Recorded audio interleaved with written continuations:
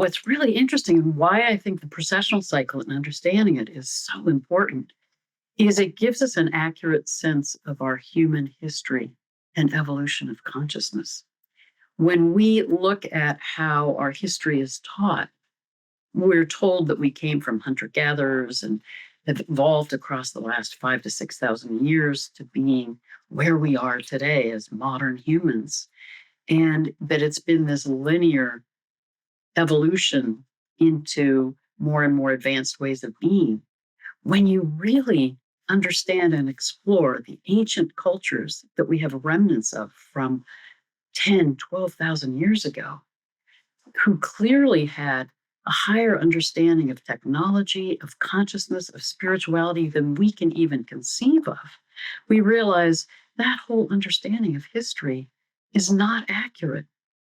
And then we realize this in understanding the meaning of the Yuga cycle, we realize this last 5,000 to 6,000 years has been the time of lowest consciousness and the only time in the 24,000 year processional cycle when we get caught in a power over paradigm and in patriarchy.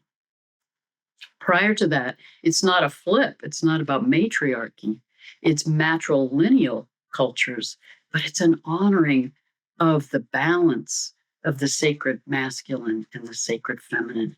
And that circles back to, I love what you referred to earlier about how it changes our cosmology to realize that the sun is in a dance with a binary star, Sirius. It so speaks to, this is not our solar hero in the middle of our solar system with everyone circling around him. This is our sun in this dance, in relationship with Sirius, evolving as we're in this dynamic, in interconnectedness with each other. Well, I can even feel when you're saying that, just how Aquarian the revelation is as you're sharing it, right? And maybe you can speak to that, because yeah, it's less me. It's more we, right? And I guess we can take a look around at the world at the way that it is, and maybe I should give you some bandwidth to speak to this.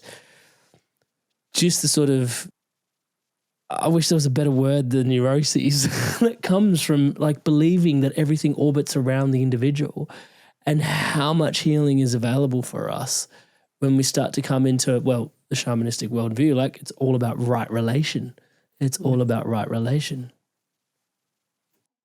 Well, that's, I think, part of what I believe led us into the Kali Yuga, led us into this time of lower level of consciousness, is there were some earth crises and earth changes and climate changes around. Is this the cataclysm you're referring to 12,000 years ago? That was a huge, major cataclysm that basically wiped out most of the life on the planet. But 6,000 years ago, there was the likelihood of comet activity that struck the planet. There were droughts. There was severe climate crises that led people into, I think, trauma and a survival mentality.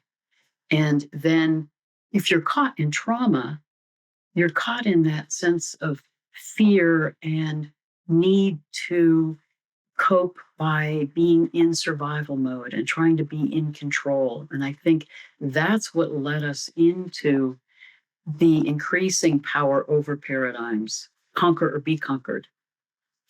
Strive to get what you can in order to survive and have your family, your community survive. But it led us into a sense of separation and disconnection from each other, from the earth, from our connection with the cosmos, that has led us into trauma.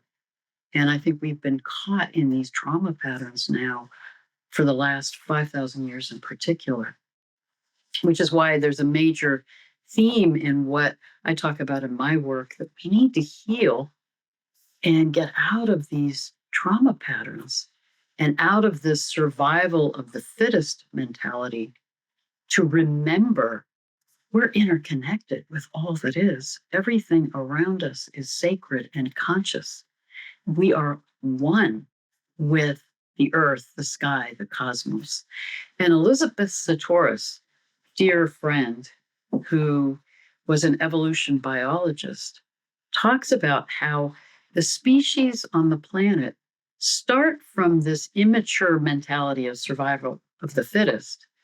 As they mature and evolve, they come to realize, oh, we actually thrive when we honor our interconnectedness and interdependence with all that is.